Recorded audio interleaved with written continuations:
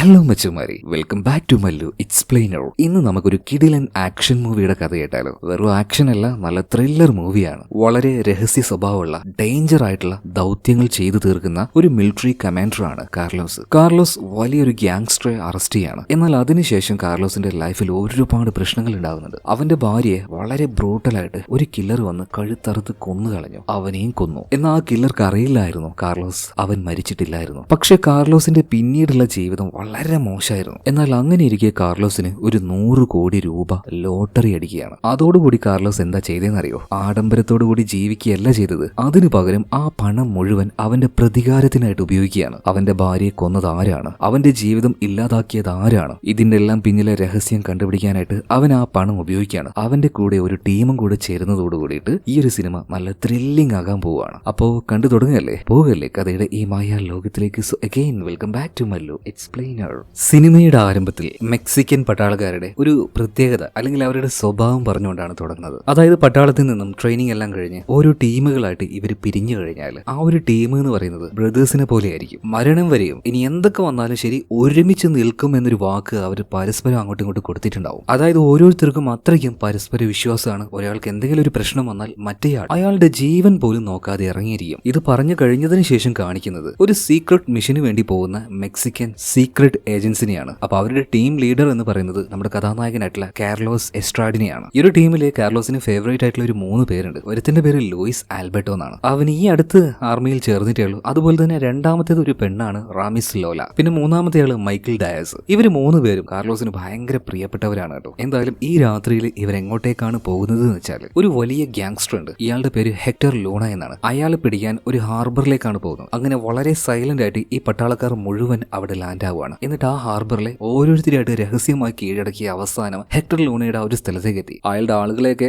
ചിലരെയൊക്കെ വെട്ടിവെച്ച് കൊല്ലുന്നുണ്ട്, ചിലരെയൊക്കെ ചവിട്ടി കൂട്ടി ഇടുകയാണ്. കാരണം ഈ പട്ടാളക്കാരൊക്കെ നല്ല ട്രെയിനിങ് കിട്ടിയ ആൾക്കാരാണ്. ഇവരെയൊന്നും ഫൈറ്റ് ചെയ്ത് തോൽപ്പിക്കാൻ കഴിയില്ല കേട്ടോ. എന്തായാലും അവസാനം ഇപ്പൊ ഹെക്ടർ ലൂണയെ ഗൺ പോയിന്റിൽ പിടിക്കുകയാണ് കാർലോസ്. എന്നിട്ട് കാർലോസ് അവനോടൊരു കാര്യം പറയുന്നുണ്ട്. ഞാൻ നിന്നോട് പണ്ടേ പറഞ്ഞതാണ്, നീ ഏത് പാതാളത്തിൽ പോയി വിളിച്ചാലും നിന്നെ ഞാൻ വന്ന് പൊക്കുവന്ന്. പൊക്കിയില്ലേ? എന്താണെന്നറിയോ? എന്റെ രാജ്യത്തിനെ നീ ഒരുപാടധികം ദ്രോഹിച്ചിട്ടുണ്ട്. മരണത്തിൽ കുറഞ്ഞ ഒരു ശിക്ഷയും നിനക്ക് കിട്ടാൻ പോകുന്നില്ല. അത് മേടിച്ചു തരാൻ എപ്പോഴും നിന്റെ പിറകാലം ഞാനുണ്ടാവും. അങ്ങനെ അവസാനം ഹെക്ടർ ലൂണയെ അറസ്റ്റ് ചെയ്യാണ്. എന്നാൽ അയാൾ അപ്പോഴും ചിരിക്കുകയാണ് കേട്ടോ. അഹങ്കാരം, ഒരുപാട് പിടിപാടുണ്ട് എന്നുള്ള അഹങ്കാരം. എന്തായാലും കുറച്ചു നാളത്തെ കഷ്ടപ്പാടിന് ശേഷമാണ് കാർലോസും അദ്ദേഹത്തിന്റെ ആ ഒരു ടീമും ഇവനെ അറസ്റ്റ് ചെയ്തിരിക്കുന്നത്. അതുകൊണ്ട് തന്നെ അതിനുശേഷം ഇവർ നന്നായിട്ടൊന്ന് സെലിബ്രേറ്റ് ചെയ്യുന്നുണ്ട്. ഇവിടെ സീൻ കട്ടെ. അടുത്ത സീനിൽ എല്ലാ പട്ടാളക്കാരും പ്രധാനപ്പെട്ട എല്ലാ ഉദ്യോഗസ്ഥരും അങ്ങോട്ടേക്ക് വന്നിട്ടുണ്ട്. ഹെക്ടർ ലൂണ എന്ന ഒരു ഗ്യാങ്സ്റ്ററെ പിടിച്ചതിന്റെ പേരിൽ നമ്മുടെ കാർലോസിന്റെയും അദ്ദേഹത്തിന്റെ ടീമിനെയും ഒന്ന് ബഹുമാനിക്കാനാണ് ഇങ്ങനെ ഒരു മീറ്റിംഗ് ഇവിടെ കൂടിയിരിക്കുന്നത്. അങ്ങനെ അവർക്കായിട്ട് പ്രത്യേക ബഹുമതിയും കാര്യങ്ങളൊക്കെ കൊടുക്കുന്നുണ്ട് കേട്ടോ. എന്നിട്ട് സംസാരിക്കാനായിട്ട് കാർലോസ് വരുന്നുണ്ട്. കാർലോസ് വന്ന പാട് തന്നെ ഒരു കാര്യം പറയുന്നുണ്ട്. ഇത്രയും നല്ലൊരു ടീമായിട്ടും അവനെ കണ്ടുപിടിക്കാൻ ഞങ്ങൾക്ക്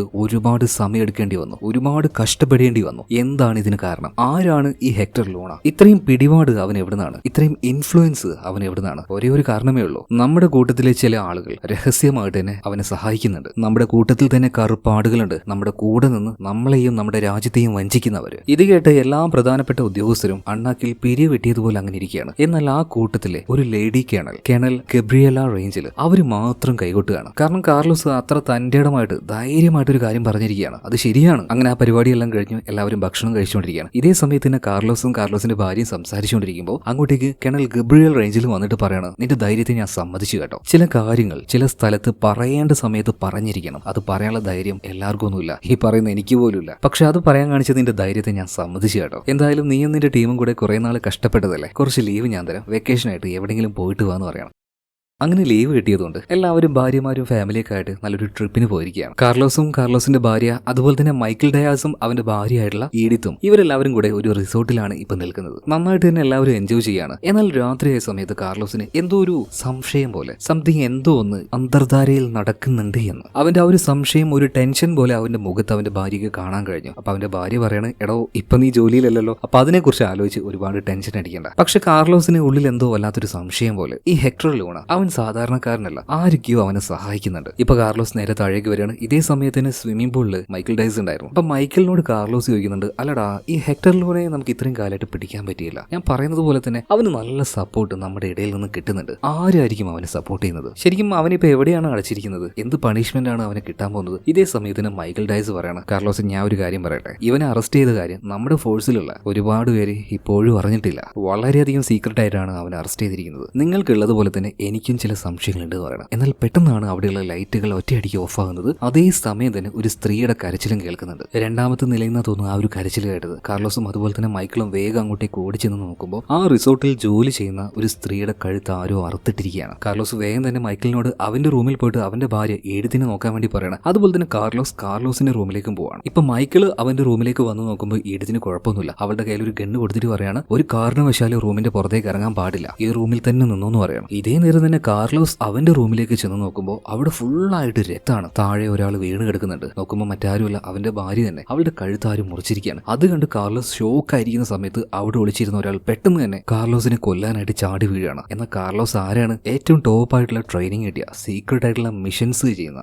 വളരെയധികം സ്കിൽഡ് ആയിട്ടുള്ള ഒരു സോൾജിയറാണ്. ഇതുപോലെയുള്ള കാർലോസിനെ ആ ഒരു കില്ലർക്ക് അത്ര പെട്ടെന്ന് കീഴ്പ്പെടുത്താൻ പറ്റുമോ? ഇല്ല. കാർലോസ് വേഗം തന്നെ തിരിച്ചു പ്രതികരിക്കുകയാണ്. അവനും കൊടുക്കുകയാണ് 2 ഇടി. ആ കൊലയാളി അവൻ വിചാരിച്ച അത്ര എളുപ്പത്തിൽ കാർലോസിനെ കീഴ്പ്പെടുത്താൻ കഴിയുന്നില്ല. എന്നാൽ കാർലോസിനെയും തോപ്പിക്കുന്ന രീതിയിൽ ഒരു ഫൈറ്റ് അവൻ ഒരു സമയത്ത് എടുക്കുന്നുണ്ട് കേട്ടോ. ഒരു കത്തി എടുത്ത് കാർലോസിന്റെ ഊരക്കിട്ട് ഒരു കുത്തു കൊടുക്കുകയാണ്. അതിൽ കാർലോസ് വീണുപോയി. ഇതേ നേരം തന്നെ ആ കൊലയാളി കാർലോസിന്റെ തലയിൽ ഒരു പ്ലാസ്റ്റിക് വെച്ച് മൂടി വലിച്ച് അവനെ ശ്വാസം മുട്ടിച്ച് കൊല്ലാൻ നിൽക്കുമ്പോൾ ബിയർ ബോട്ടിലെല്ലാം തുറക്കാൻ ഉപയോഗിക്കുന്ന ഒരു പിൻ ഇപ്പോൾ കാർലോസിന് കിട്ടുകയാണ്. ഒന്നും നോക്കിയില്ല, അതെടുത്ത് അവന്റെ കാലിലും കൈക്കും നെഞ്ചത്തേക്കും ഷോൾഡറിലേക്കൊക്കെ നല്ല കുത്തു വെച്ച് കൊടുക്കുകയാണ്. ഒരുപാട് രക്തം അവന്റെ ദേഹത്ത് നിന്ന് ഒഴുകുകയാണ്. മാത്രമല്ല അധികം വൈകാതെ തന്നെ നിലംപൊത്തി വീഴുന്നുണ്ട് അവൻ. ഇതിനുശേഷം കാർലോസ് വേഗം തന്നെ ഭാര്യയുടെ അടുത്തേക്ക് പോയി നോക്കുമ്പോൾ അവളുടെ ദേഹത്ത് ഒരു തരി ജീവനില്ല. അവളുടെ പെടച്ചിൽ നിന്നിട്ടുണ്ട്. അവള് മരിച്ചു കഴിഞ്ഞു. ഇത് കണ്ട് ഷോക്കായി കാർലോസിനൊന്നും കരയാൻ വരെ കഴിയുന്നില്ല. എന്നാൽ ഈ സമയത്താണ് മരിച്ചു എന്ന് കരുതി ആ ഒരു കൊലയാളി ചാടി എഴുന്നേൽക്കുന്നത്. എന്ത് ചെയ്യണം എന്ന് പോലും അറിയാതെ വല്ലാത്തൊരു അവസ്ഥയിൽ നിൽക്കുന്ന കാർലോസിനെ അവൻ മുകളിൽ നിന്ന് തള്ളി താഴേക്ക് ഇടുകയാണ്. അത്രയും വലിയ ആ ഒരു ബിൽഡിങ്ങിന്റെ മുകളിൽ നിന്ന് നേരെ കാർലോസ് താഴേക്ക് ചെന്ന് വീഴുകയാണ്. തീരത്തോട് ചേർന്ന് കുറച്ച് വെള്ളക്കുള്ള ഭാഗത്തേക്കാണ് കാർലോസ് ചെന്ന് വീഴുന്നത്. ആ വീഴ്ച കണ്ടാൽ അറിയാൻ കാർലോസ് മരിച്ചു എന്ന്. അപ്പൊ കാർലോസിന്റെ ആ ഒരു മരണം ഉറപ്പാക്കിയതിനു ശേഷം ആ കൊലയാളി അവിടുന്ന് പോവാണ്. എന്നാൽ കാർലോസ് മരിച്ചിട്ടുണ്ടായിരുന്നില്ല. ഒരു തരി ജീവൻ അവന്റെ ദേഹത്ത് ബാക്കിയുണ്ടായിരുന്നു. ഇപ്പൊ 1-2 വർഷം കഴിഞ്ഞു. അധികം തിരക്കൊന്നുമില്ലാത്ത ഒരു ഉൾഗ്രാമത്തിലെ ഒരു വീട്ടിലാണ് കാർലോസ് ഇപ്പൊ താമസിക്കുന്നത്. ആരോഗ്യമെല്ലാം പഴയതുപോലെ ആയിട്ടുണ്ട്. എന്നാൽ ചില മാനസികമായ പ്രശ്നങ്ങൾ കാർലോസിനെ വിട്ടു പോകുന്നില്ല. എപ്പോ കണ്ണടച്ചാലും ഭാര്യയുടെ ഓർമ്മകൾ മാത്രം. ഉറങ്ങാൻ കഴിയുന്നില്ല. ഭയങ്കരമായിട്ടുള്ള സ്ട്രെസ്. അതിൽ നിന്നെല്ലാം രക്ഷപ്പെടാനായിട്ട്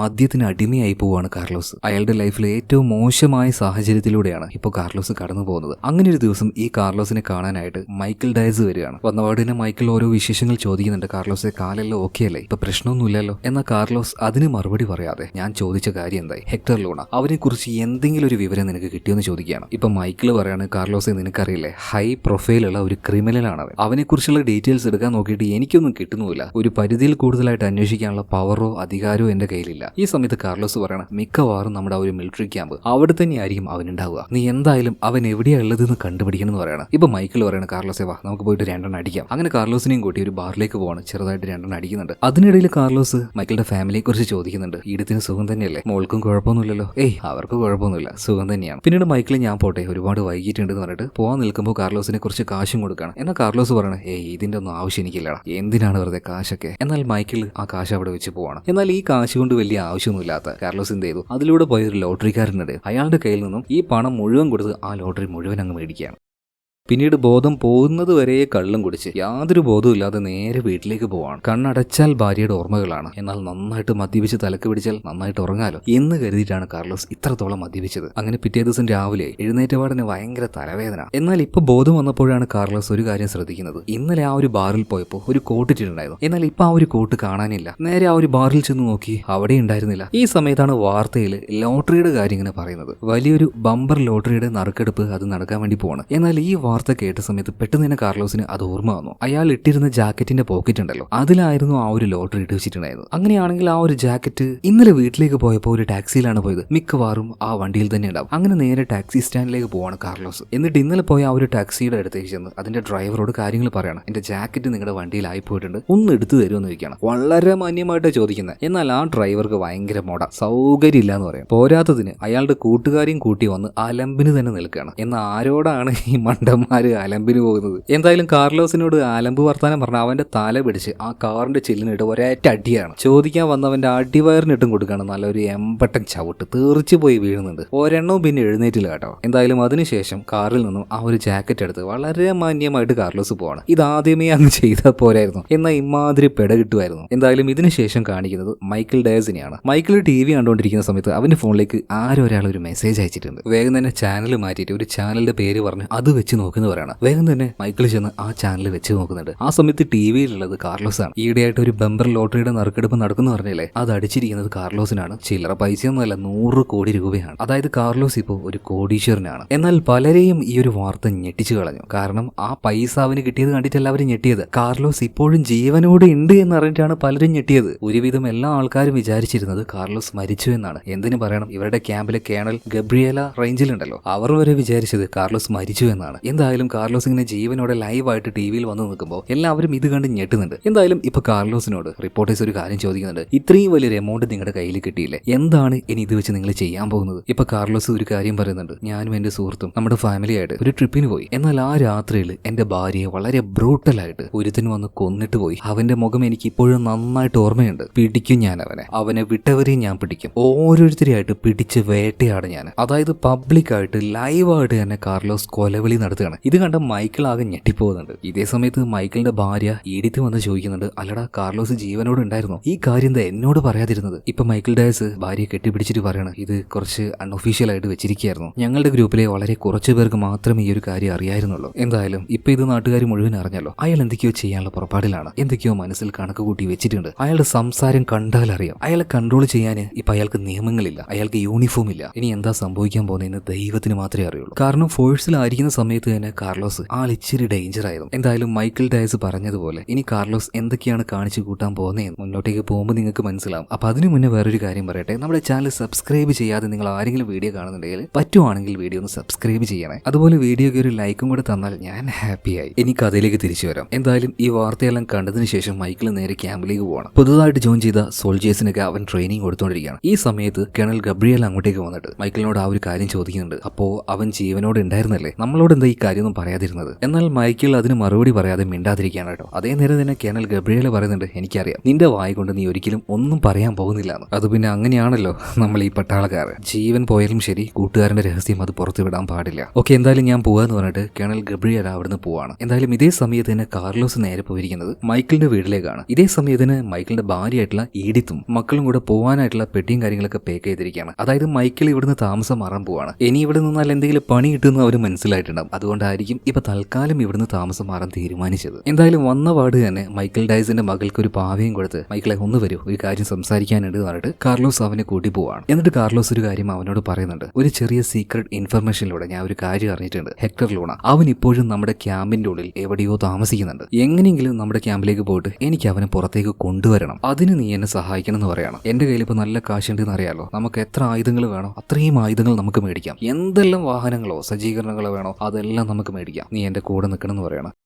എന്നാൽ അപ്പം തന്നെ മൈക്കിൾ പറയുന്നുണ്ട്, കാർലോസെ എനിക്ക് പറ്റില്ല കാർലോസെ, ഭാര്യയും കുഞ്ഞുണ്ട്. അപ്പൊ കാർലോസ് പറയണം, അപ്പൊ നീ എനിക്ക് തന്ന വാക്കുകളൊക്കെ മറക്കുകയാണല്ലേ? അതല്ല കാർലോസെ, എനിക്ക് എന്തെങ്കിലും പറ്റിക്കഴിഞ്ഞാൽ അവർക്കാരാണ്. എന്നാൽ വീണ്ടും കാർലോസ് പറയണം, എടാ നിനക്ക് ആവശ്യമുള്ള അത്രയും കാശ് ഞാൻ തരാം, എത്രയാ വേണ്ടതെന്ന് ചോദിക്കുന്ന പറയണം. ഇപ്പൊ മൈക്കിൾ പറഞ്ഞു, കാർലോസ് ഇവിടെ പണമല്ല പ്രശ്നം, ഞാൻ പറയുന്നത് മനസ്സിലാക്ക്. അല്ല നിങ്ങളുടെ ടീമിൽ ആരെങ്കിലും ചേർന്നിട്ടുണ്ടോ എന്ന് ചോദിക്കുകയാണ്. അപ്പൊ കാർലോസ് പറയണം, ചേർന്നിട്ടുണ്ട്, നമ്മുടെ ലോയിസും അതുപോലെ തന്നെ റാമിർ ലോലയും അവർ രണ്ടുപേരും ഉണ്ടെന്ന് പറയണം. എന്തായാലും നിനക്ക് താല്പര്യമില്ലെങ്കിൽ ഇനി ഞാൻ നിന്നെ നിർബന്ധിക്കുന്നില്ല, പോയിട്ട് വരാന്ന് പറഞ്ഞിട്ട് കാർലോസ് പോവുകയാണ്. ഇതിനുശേഷം നേരെ ഒരു 5 സ്റ്റാർ ഹോട്ടലിൽ പോയിട്ട് റൂം എടുത്ത് അങ്ങോട്ടേക്ക് ലൂയിസ് ആൽബർട്ടിനെയും അതുപോലെ തന്നെ റാമിർ ലോല ഇവർ രണ്ടുപേരെയും അങ്ങോട്ടേക്ക് വിളിക്കുന്നുണ്ട്. രണ്ടുപേരും വന്ന് നോക്കുമ്പോൾ ആ റൂമിൽ അവിടെയുള്ള ഏറ്റവും എക്സ്പെൻസീവ് ആയ എല്ലാ ഭക്ഷണങ്ങളും ഉണ്ട്. അപ്പൊ നമ്മുടെ ലോല ചോദിക്കുന്നുണ്ട്, അല്ല നിങ്ങളുടെ കാശ് മുഴുവൻ ഒറ്റയടിക്ക് തീർക്കാനാണോ നിങ്ങളുടെ പദ്ധതി? അപ്പൊ കാർലോസ് പറഞ്ഞു, അതൊന്നുമില്ല, ഇതൊന്നും എന്റെ ജീവിതത്തിൽ ഞാൻ കഴിച്ചിട്ടില്ല. എന്തായാലും എല്ലാത്തിന്റെയും ടേസ്റ്റ് ഒന്നും അറിയാന്ന് കരുതിയിട്ടാണ് എല്ലാം ഇവിടെ മേടിച്ചു വെച്ചത്. അതൊക്കെ പോട്ടെ, വളരെ റിസ്കി ആയിട്ടുള്ള ഒരു ജോലിയാണ് നിങ്ങൾ എനിക്ക് വേണ്ടി ചെയ്യാൻ പോകുന്നത്. പക്ഷെ അതൊന്നും വെറുതെ വേണ്ട, അതിനുള്ള പ്രതിഫലം നിങ്ങൾക്ക് കിട്ടിയിരിക്കും. ഇരിക്കും. ഇത് പറഞ്ഞ് അവിടെ ഉണ്ടായിരുന്ന ഒരു തുണി മാറ്റുകയാണ്. 2 ടേബിളിലായിട്ട് അട്ടിക്കട്ടിക്ക് ഒരുപാട് കാശ് വെച്ചിട്ടുണ്ട്. എന്നാൽ ആ കാശ് കണ്ട സമയത്ത് തന്നെ ലോയിസ് പറയുന്നുണ്ട്, പൊന്നു കാർലോസെ, ഈ കാശ് എനിക്ക് വേണ്ട. പണ്ട് എന്റെ ജീവൻ രക്ഷിച്ച ആളാണ് നിങ്ങൾ.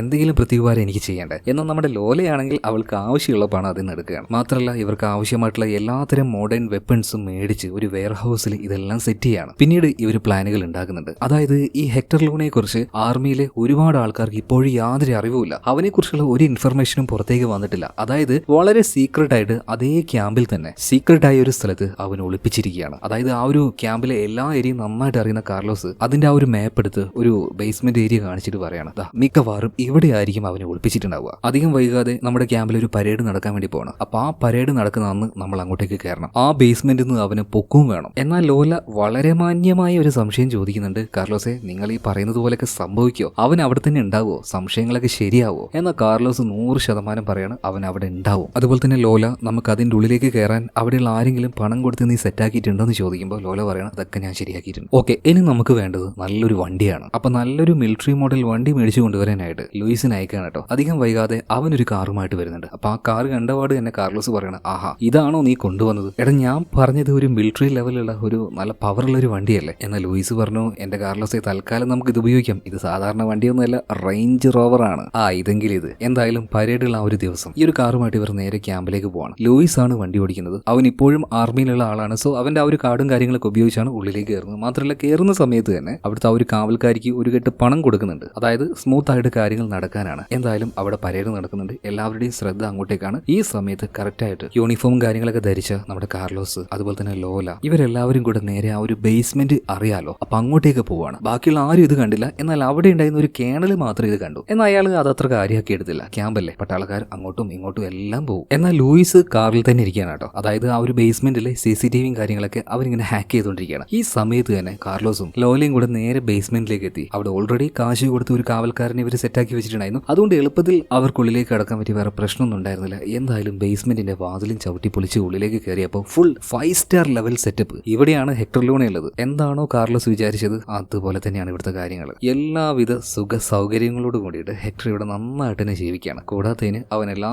സഹായം ചെയ്യാനായിട്ട് ഒരു ആയും കൂടെ ഉണ്ട്. എന്തായാലും അവരെ പിടിച്ച് കെട്ടിയിടുക. മാത്രമല്ല ഹെക്ടറിനെയും പിടിച്ച് കെട്ടുന്നുണ്ട്. ഇവിടുന്ന് എങ്ങനെയെങ്കിലും പുറത്തേക്ക് അവനെ കൊണ്ടുപോകണം. എന്നാൽ ഈ സമയത്താണ് നേരത്തെ ഒരു കേണൽ ഇവരെ കണ്ടായിരുന്നല്ലോ. അയാൾക്ക് അപ്പൊ സംശയം തോന്നിയിട്ടില്ലെങ്കിലും ഇപ്പൊ ചെറിയ എന്തോ ഒരു സംശയം പോലെ, സംശയം ഉള്ളിൽ വെച്ച് എന്തിനെങ്ങനെ നിൽക്കുന്നത്, ഒന്ന് പോയി നോക്കിയേക്കാം എന്ന് കരുതിയിട്ട് അയാൾ അങ്ങോട്ടേക്ക് വന്ന് നോക്കുമ്പോൾ നേരത്തെ കണ്ട ആ ഒരു സോൾജിയർ, അതായത് മുഖത്ത് കരിവാരി തേച്ചതുപോലെയുള്ള ആൾക്കാർ താഴെ ബേസ്മെന്റിൽ നിൽക്കുന്നത് കാണുകയാണ്. അപ്പൊ തന്നെ താഴെ കൂടിപ്പോയ ഈ കേണൽ കാണുന്നത് ഹെക്ടർ ലൂണയെ തട്ടിക്കൊണ്ടുവന്ന് നോക്കുന്ന വേറെ 2 കൂട്ടരെയാണ്. അയാൾ വേഗം തന്നെ ഷൂട്ട് ചെയ്യാൻ നോക്കുകയാണ്. എന്നാൽ അപ്പോഴേക്കും കാർലോസും ലോലയും അവിടെ ഉണ്ടായിരുന്ന ഒരു ഡോറിന്റെ പിന്നിൽ പോയി ഒളിക്കുന്നുണ്ട്. എന്നാൽ കറക്റ്റ് സമയത്ത് അങ്ങോട്ടേക്ക് എത്തിയ ലൂയിസ് ഇവന്മാരെ വെടിവെച്ച് കൊല്ലുകയാണ്. പിന്നീട് ഹെക്ടറിനെയും തൂക്കിയെടുത്ത് വണ്ടിയിലിട്ട് ഇവർ ഒറ്റ വിടലാണ് കേട്ടോ. എന്തായാലും ആ സമയത്ത് കാർലോസ് പറയുന്നുണ്ട്, എന്തായാലും അവരെ കൊല്ലണ്ടായിരുന്നു കേട്ടോ. എന്നാൽ ലൂയിസ് പറയുന്നത് എല്ലാം അവന്റെ ആൾക്കാരല്ലേ, കുഴപ്പമൊന്നുമില്ല. അങ്ങനെ ഇവർ നേരെ ഇവരുടെ ആ ഒരു വെയർ ഹൗസ് ഉണ്ടല്ലോ അങ്ങോട്ടേക്ക് വന്നിട്ട്, മാത്രമല്ല ഇനി ഇവിടെ നിൽക്കൽ നടക്കില്ല. അതുകൊണ്ട് ഇവരുടെ കാശും കാര്യങ്ങളൊക്കെ വണ്ടിയിൽ ലോഡ് ചെയ്യുന്നുണ്ട്. ഇവിടുന്ന് പോകാനുള്ള തയ്യാറെടുപ്പിലാണ്. അതുപോലെ തന്നെ ഇപ്പൊ ഹെക്ടർ ലൂണെ അവിടെ കെട്ടിവെച്ചിട്ടുണ്ട്. അതുപോലെ കാർലോസും ലോലയും അവനെ ചോദ്യം ചെയ്തുകൊണ്ടിരിക്കുകയാണ്. സത്യം പറയടാ, അന്ന്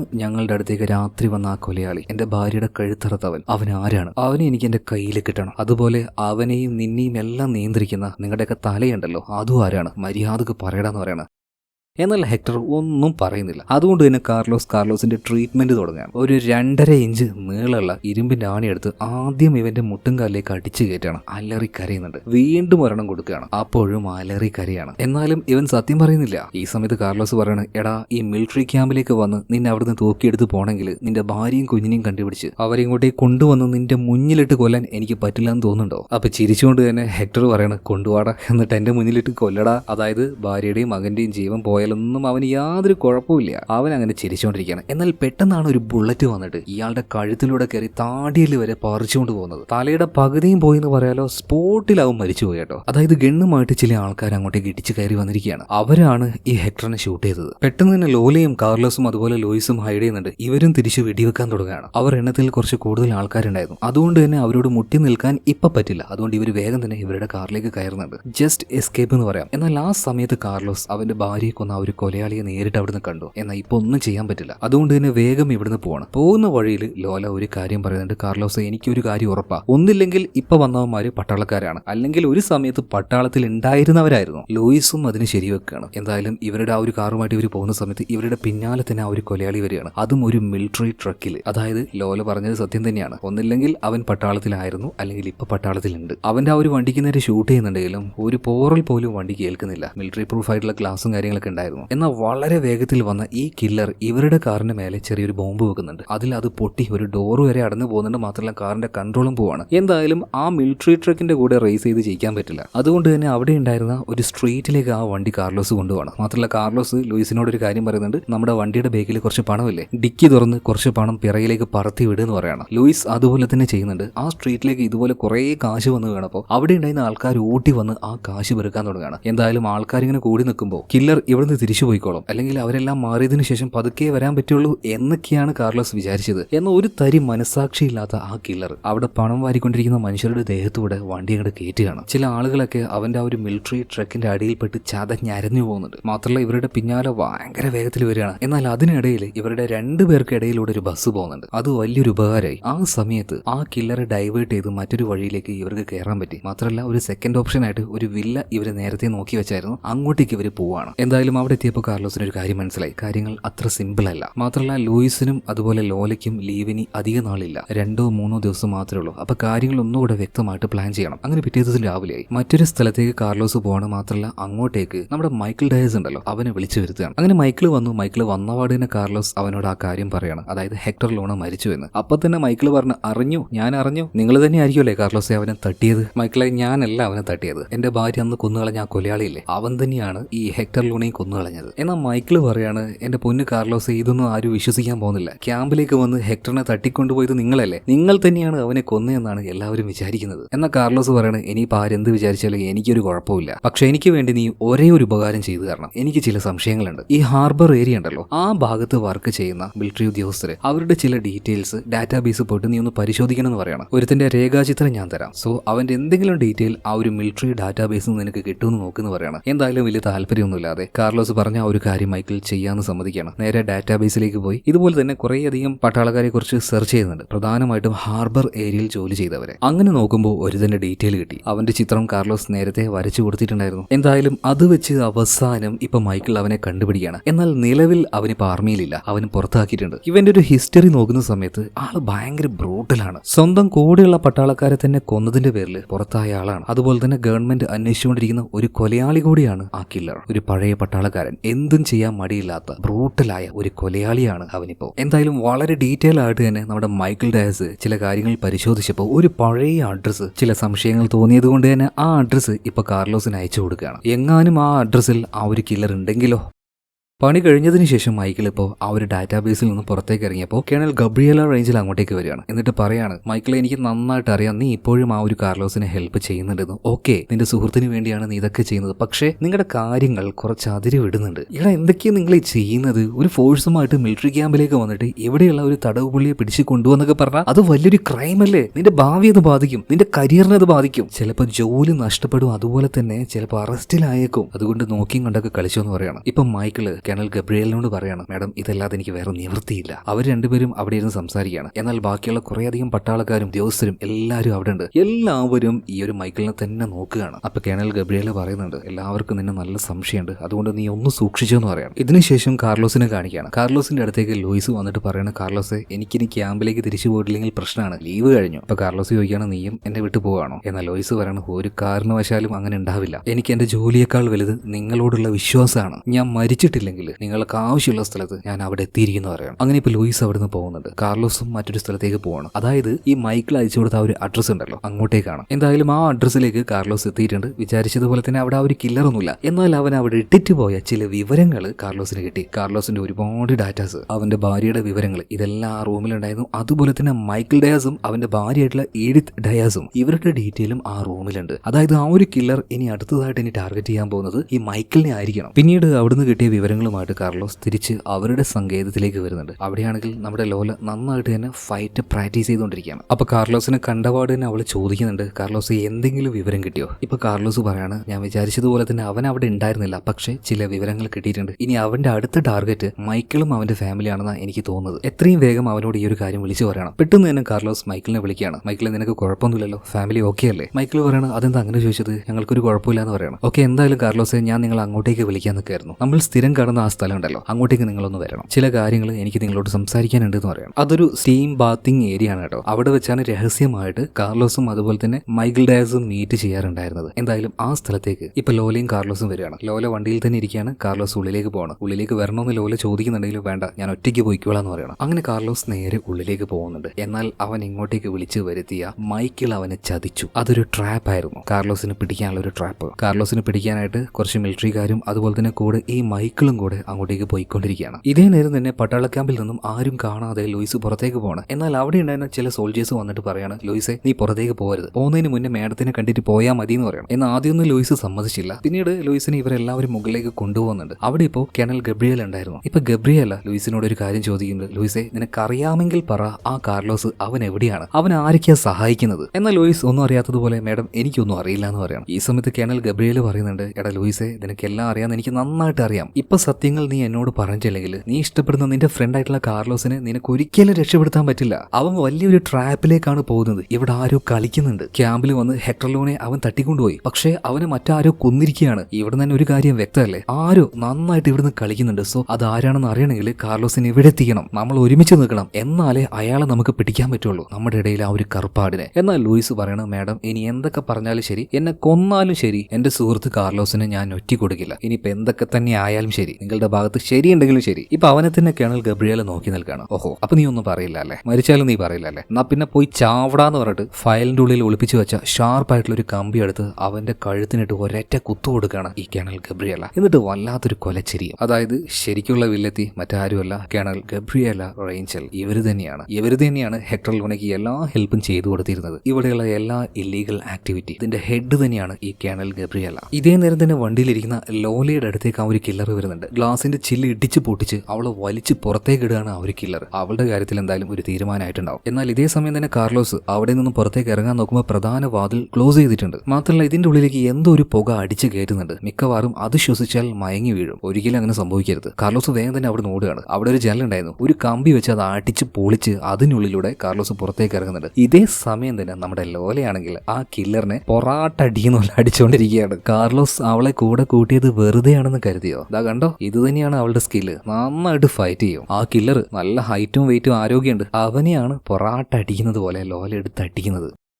ഇതേ സമയം മറ്റൊരു സ്ഥലത്ത് മൈക്കിൾ ഡയസിനെ കാണിക്കുകയാണ്. അതായത് ആർമിക്കാരുടെ കൂടെ കാർലോസിനെ ട്രാപ്പാക്കിയല്ലോ, അവനെ പിടിക്കാനായിട്ട് അങ്ങോട്ടേക്ക് പോയിക്കൊണ്ടിരിക്കുകയാണ്. ശരിക്കും മൈക്കിൾ കാർലോസിനെ ചതിച്ചതൊന്നുമല്ല, ഫോഴ്സിന്റെ ഭാഗത്തു നിന്നുള്ള ആ ഫോഴ്സ് കൊണ്ട് കാർലോസ് ഇനിയും കൂടുതൽ അപകടത്തിൽ പെടാതിരിക്കാൻ വേണ്ടി മാത്രമാണ് ഇപ്പൊ മൈക്കിൾ കാർലോസിന് ഒറ്റുകൊടുത്തത്. അതുപോലെ തന്നെ മൈക്കിളിന്റെ കൂടെയുള്ള ആ പട്ടാളക്കാർ, അവരുടെ പെരുമാറ്റത്തിൽ എന്തോ ചില പ്രശ്നങ്ങൾ മൈക്കിളിന് തോന്നുകയാണ്. അതുപോലെ ഒരുത്തിന്റെ കയ്യിൽ ലോഡ് ചെയ്ത ഒരു ഗണ്ണുണ്ട്. കാര്യം അപ്പൊ തന്നെ മനസ്സിലായ മൈക്കിൾ അവനിട്ട് ഒരറ്റ ചവിട്ടാണ്. അപ്പൊ തന്നെ ഇവന്മാര് മൈക്കിളിനെ ഷൂട്ട് ചെയ്ത് കൊല്ലാൻ നോക്കുമ്പോഴേക്കും എല്ലാത്തിനും മൈക്കിൾ തന്നെ ഷൂട്ട് ചെയ്ത് തീർക്കുകയാണ്. ഇതേ സമയം ആ ഒരു ബിൽഡിംഗ് വിട്ട് കാർലോസ് പുറത്തേക്ക് ഇറങ്ങിയിട്ടുണ്ട്. അപ്പൊ കാർലോസിനെ കണ്ടപാട് തന്നെ നമ്മുടെ ലോല ഓടിച്ചെന്ന് കാറിലേക്ക് കയറുകയാണ്. കാർലോസും അപ്പോൾ ഓടി വന്ന് കാറിലേക്ക് കയറുന്നുണ്ട്. ഇതേ നേരം തന്നെ ആ കില്ലറും അയാളുടെ ആൾക്കാരും വന്ന് കാറിന് നേരെ ഷൂട്ട് ചെയ്യാണ്. പിറകിൽ നിന്ന് ഷൂട്ട് ചെയ്തപ്പോൾ 1-2 ബുള്ളറ്റ് ലോലയുടെ വയറിന്റെ ഭാഗത്തേക്ക് വന്ന് കയറുന്നുണ്ട്. അതായത് ആ ഒരു സീറ്റിന്റെ പിന്നിലൂടെ വന്നിട്ട്. അവളാണല്ലോ വണ്ടി ഓടിക്കുന്നത്. ഇപ്പൊ വണ്ടിയുടെ കൺട്രോൾ പോയി. എന്നാലും എങ്ങനെയൊക്കെയോ കാർലോസ് ആ ഒരു വണ്ടി കൺട്രോൾ ചെയ്ത് അവിടുന്ന് വേഗം തന്നെ പോവാണ്. ഇവരുടെ ആ ഒരു സീക്രട്ട് ആയിട്ടുള്ള സ്ഥലത്തേക്ക് എത്തി. ആർക്കെങ്കിലും എന്തെങ്കിലും പറ്റിയാൽ ട്രീറ്റ് ചെയ്യാനുള്ള സെറ്റപ്പും കാര്യങ്ങളൊക്കെ അവിടെ ഓൾറെഡി സെറ്റ് ആയിരുന്നു. അവിടെ ഡോക്ടേഴ്സും നേഴ്സുമാരൊക്കെ ഉണ്ടായിരുന്നു. വേഗം തന്നെ അങ്ങോട്ടേക്ക് നമ്മുടെ ലോലയെ കൊണ്ടുപോകാണ്. വേഗം തന്നെ സർജറിയും ചെയ്യാൻ തുടങ്ങുകയാണ്. ഈ സമയത്ത് അങ്ങോട്ടേക്ക് മൈക്കിൾ എത്തുന്നുണ്ട്. മൈക്കിളിനെ കണ്ടപാടിനെ കാർലോസ് ചോദിച്ചു, ചതിച്ചല്ലടാ, എന്നെ നീ ചതിച്ചില്ലേ? ഒരു അനിയനെ പോലെ നോക്കിയിട്ട് നീ എന്നെ ചതിച്ചല്ലടാ എന്ന് പറയണം. തൊട്ടപ്പുറത്ത് ഒരുത്തി കിടക്കുന്നുണ്ട്. 4-5 ബുള്ളറ്റ് ആ നെഞ്ചിലേക്ക് കയറിയിരിക്കുന്നത്. തിരിച്ചു കിട്ടുമെന്ന് എനിക്കറിയില്ല, നീ കാരണാടാ അത് സംഭവിച്ചത്. എന്നാൽ മൈക്കിൾ പറയാണ്, കാർലോസെ എന്നൊന്ന് മനസ്സിലാക്ക്, എന്റെ അവസ്ഥ അങ്ങനെയാണ്, എന്റെ ഭാര്യയും മകളും അവരുടെ കയ്യിലാണ്. അതുപോലെ തന്നെ